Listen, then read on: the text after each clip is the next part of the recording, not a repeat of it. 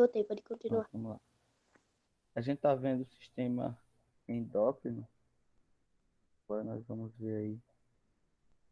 Vamos dar continuidade, na verdade, falando sobre as glândulas do sistema endócrino. Então, na última aula, nós iniciamos esse assunto, né? Suas funções e sua importância aí para o organismo. Além disso, nós conhecemos também algumas glândulas que compõem o sistema endócrino. Hoje nós daremos continuidade sobre o sistema endócrino, abordando agora outras glândulas e suas respectivas funções, obviamente, no sistema endócrino. E aí nós temos as glândulas, né?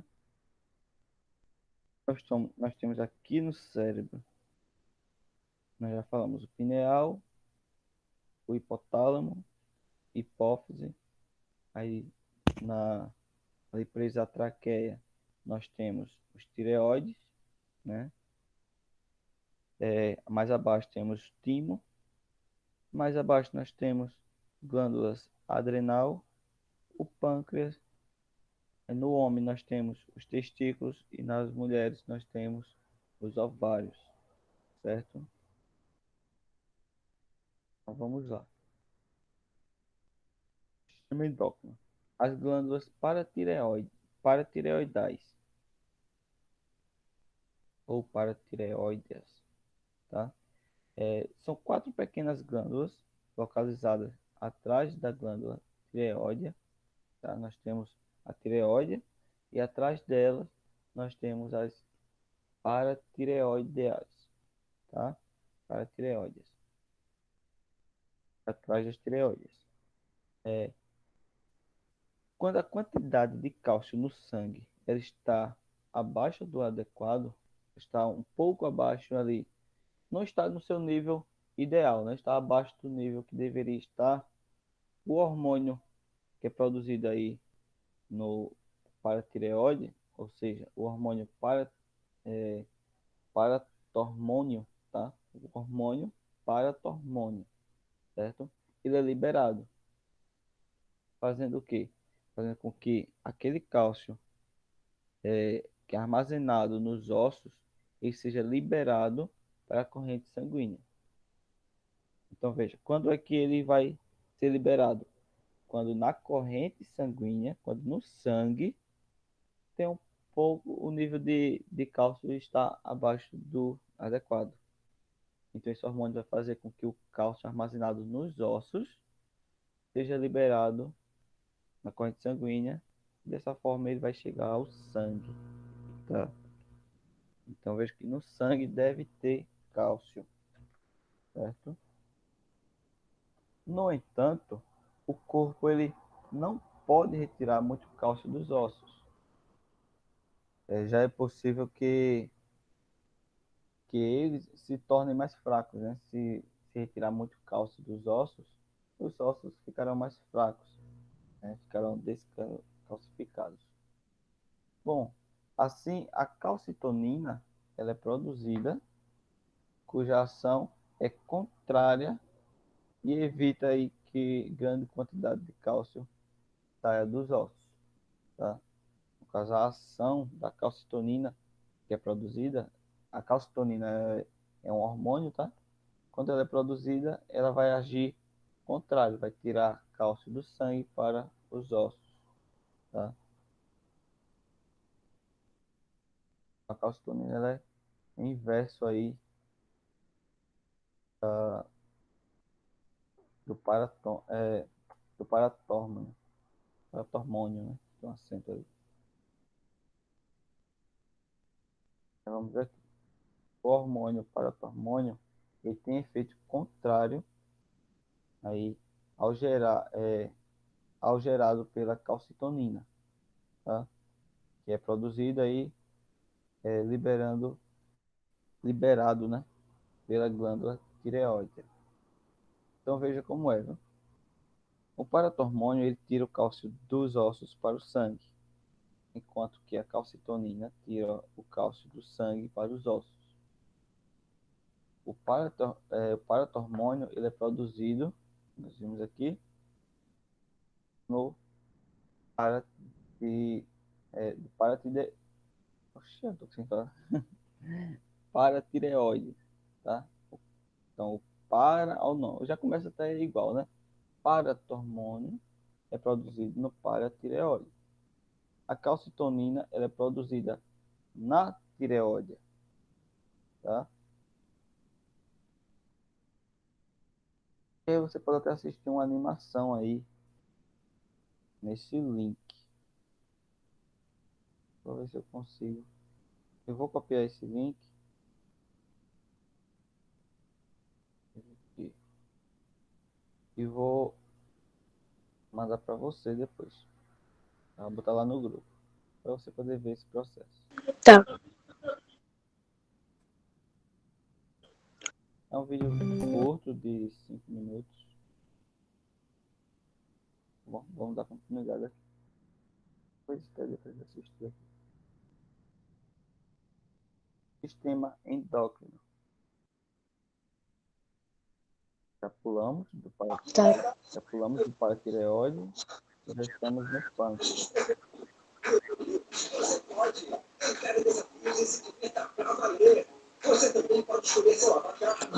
Tá.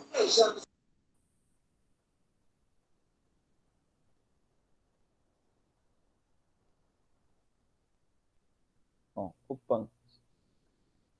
O que é o pâncreas? Aí são glândulas anexas ao sistema digestório. Ele é responsável aí por produzir o suco pancreático, tá? Auxiliando aí na digestão dos alimentos, certo? Se você lembra que eu falei que algumas glândulas elas fazem parte, né, do sistema endócrino, porque são glândulas que produzem hormônios, mas elas também fazem parte de outros sistemas. Um exemplo é o sistema digestivo, né? Nós vimos que o pâncreas faz parte aí. Então, ligado ao sistema endócrino, o pâncreas é responsável por produzir dois hormônios relacionados ao metabolismo do açúcar no organismo. E esses hormônios que são produzidos aí pelos pâncreas são a insulina. A insulina ela é produzida e liberada pelo pâncreas quando os níveis de glicose no sangue estão altos, tá? Quando tem muito açúcar no sangue. Então, o nível de glicose no sangue está alto, a insulina é produzida pelo pâncreas, tá bom? O glucagon, ou glucagon, ele é produzido e liberado também pelo pâncreas quando os níveis de glicose no sangue estão baixos. Então, a função das glândulas do pâncreas é regular o açúcar no sangue. Se o nível de glicose está alto, ele produz insulina. Se está baixo, ele vai produzir o, o glucagon ou glucagon, tá? Ok?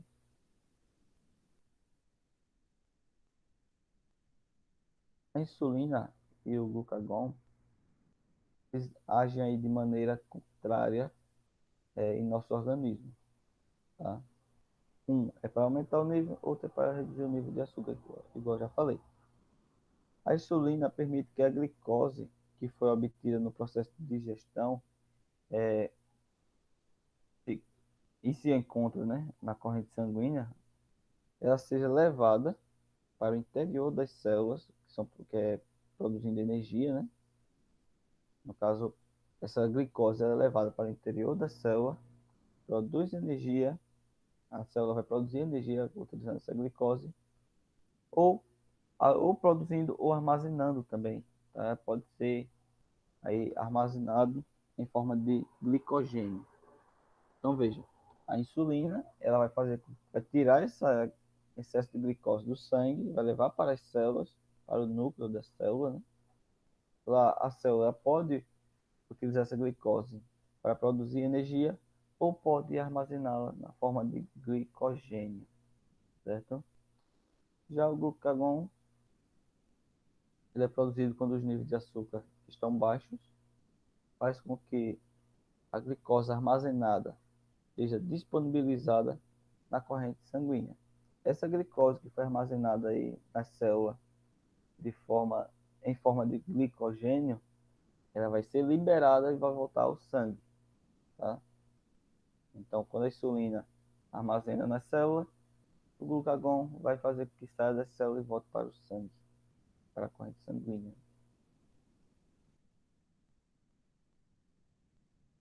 E a falta ou ineficiência na produção, secreção ou ação da insulina pode desencadear a doença diabetes mellitus, que é conhecida comumente como diabetes apenas, né?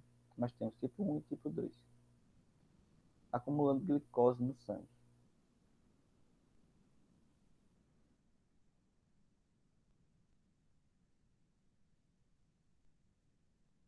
E aqui você vê um processo meio que um círculo, né?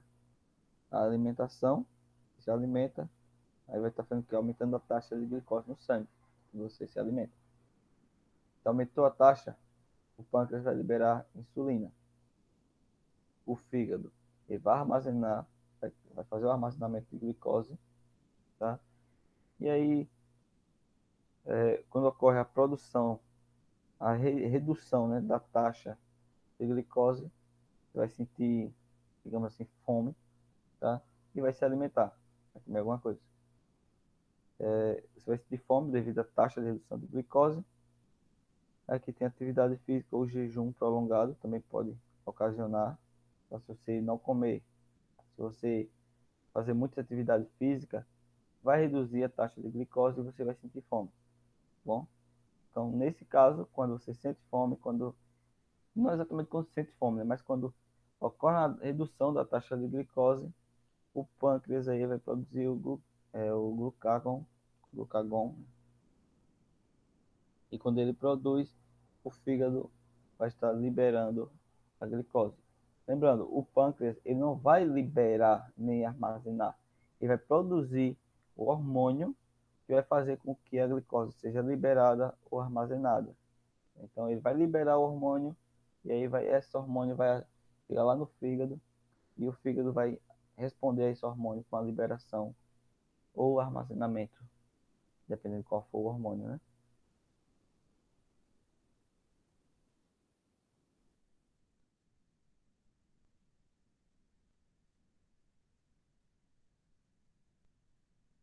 Glândulas suprarrenais, localizadas acima dos rins, elas são responsáveis pela produção de diversos hormônios para o organismo, como a aldosterona, tá? O cortisol e a adrenalina. Tudo isso é produzido aí nas suprarrenais. A aldosterona é um hormônio que atua nos rins, tá? Equilibrando aí a quantidade de águas e sais minerais liberada pela urina ou que se mantém no organismo, tá? Então esse hormônio ele vai atuar lá no rim.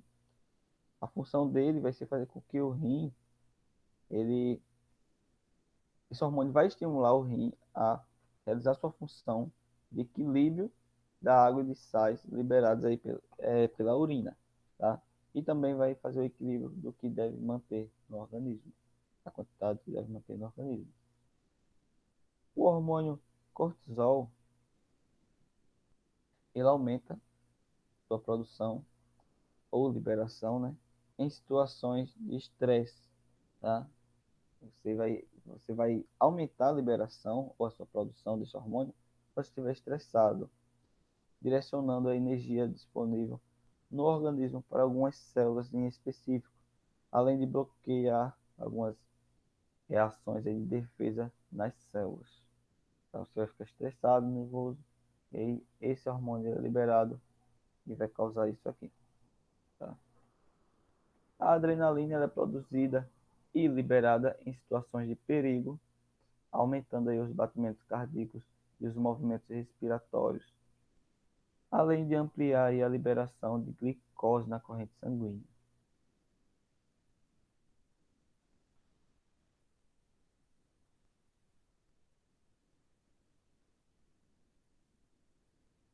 as gônadas, as gônadas, as gônadas, tem R não, as gônadas. Elas produzem aí os hormônios sexuais nos homens e também nas mulheres, que estimulam o desenvolvimento de características sexuais secundárias, além de atuarem na produção aí, no desenvolvimento e também na liberação das células reprodutivas, né? No caso, os ovócitos secundários nas mulheres e os espermatozoides dos homens. Gônadas, nós temos os testículos e os ovários. Testículos, eles produzem aí, trabalham na produção de hormônio testosterona, para os testículos dos homens, obviamente. Essa testosterona é responsável pelas características sexuais secundárias e pela produção de espermatozoides. Os ovários, no caso dos testículos, tá? Os ovários trabalham na produção de hormônios, no hormônio estrogênio e também na progesterona. O ovário é responsável pelas características sexuais secundárias e pela reprodução de ovários e ovócitos secundários. E nós terminamos aqui. Não dá para iniciar outro. Eu vou botar o vídeo, tentar apresentar o vídeo, tá? Para você acompanhar. É só 5 minutos. Vou ver se dá para você acompanhar, na verdade. Tá. Porque às vezes fica um pouco confuso. Deixa eu ver.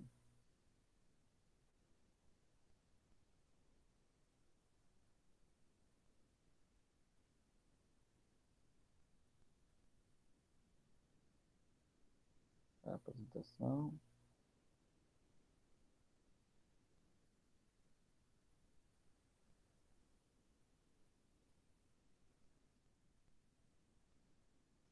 Um instante. Tá conseguindo ver o vídeo?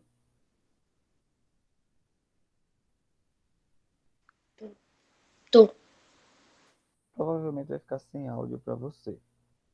Vou tentar fazer de uma forma aqui que você consiga ouvir. Não sei se vai ficar bom.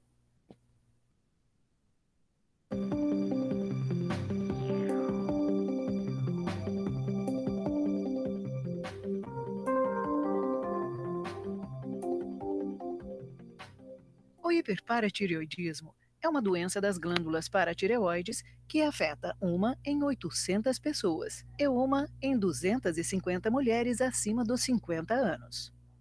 Como as glândulas paratireoides controlam o nível de cálcio em nosso corpo, o hiperparatireoidismo é uma doença de desregulamento do cálcio. Existem 4 glândulas paratireoides localizadas atrás da glândula tireoide. As glândulas paratireoides monitoram e controlam a quantidade de cálcio no sangue e nos ossos através de um hormônio chamado hormônio da paratireoide ou PTH.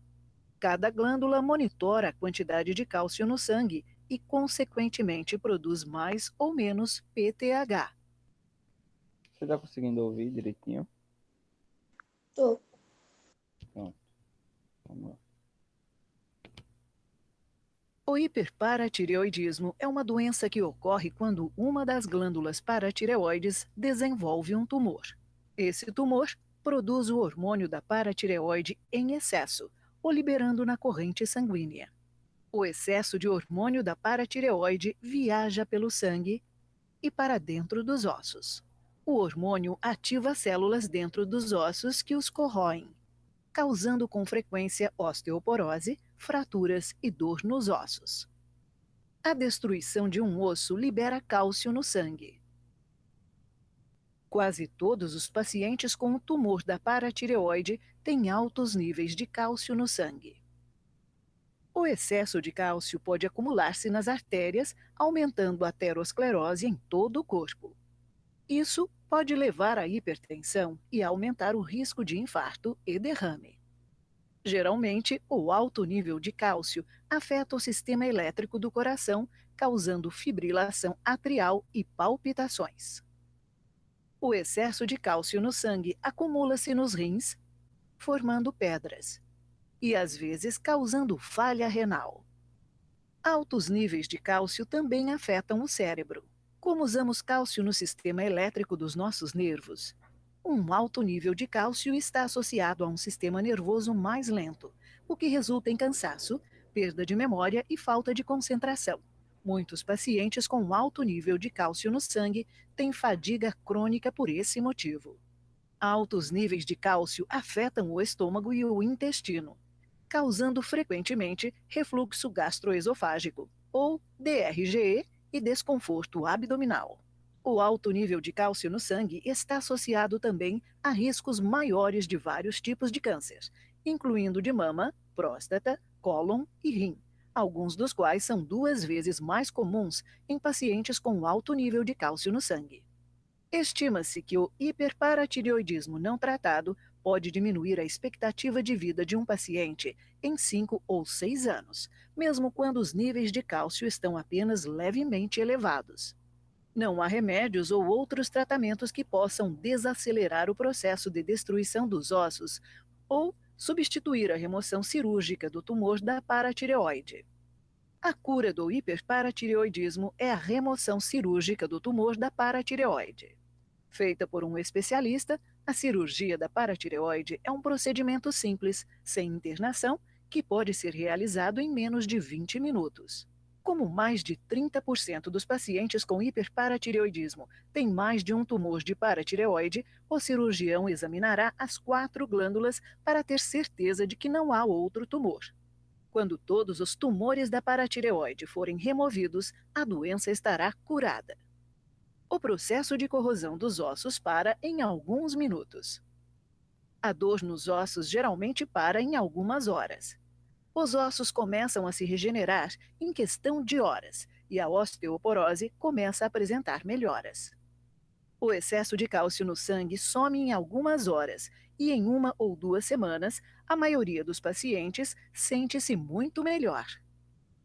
Os riscos do alto nível de cálcio no sangue para a saúde começam a diminuir dias depois da remoção do tumor da paratireoide. O hiperparatireoidismo é uma doença que geralmente faz as pessoas sentirem-se mal enquanto destrói lentamente seus corpos. Todos os pacientes com hiperparatireoidismo devem ser avaliados para ver se podem passar por uma cirurgia simples para remover o tumor da paratireoide. A cura dessa doença tem um tratamento impacto na saúde e qualidade de vida geral do paciente. Baixe o aplicativo de diagnóstico de Bom, como você pode ter percebido, está falando da doença, né? Da hiperparatireoidismo. Tá? Isso é uma doença. E o que essa doença faz? Ela vai atingir ali o paratireoide, fazendo com que ele produza, continue produzindo o hormônio, tá? Que não é todo momento que deve produzir esse hormônio, é apenas quando há um baixo nível de cálcio na corrente sanguínea. Mas como ele está com um tumor, isso é um tumor, tá? Ele fica produzindo o tempo todo, produzindo a grande quantidade de hormônio. Então, esse hormônio vai estar sempre ali fazendo com que o cálcio dos ossos esteja saindo continuamente para o sangue e em uma grande quantidade, o que não deve ser. Dessa forma, você vai ter pouco cálcio nos ossos e muito cálcio no sangue. Daí aí você vê os problemas que isso causa. Tá? Isso é um tumor, o hiperparatireoidismo.